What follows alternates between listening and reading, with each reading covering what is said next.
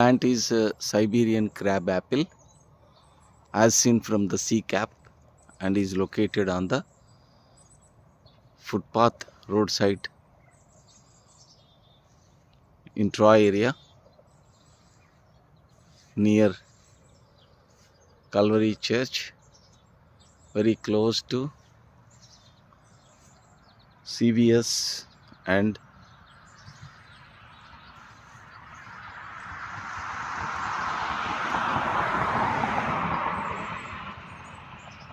7-Eleven.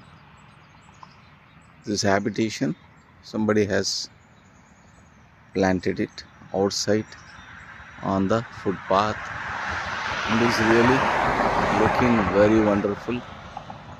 It's to be seen whether it is edible or not, as I have no knowledge about the plants growing in this part of USA.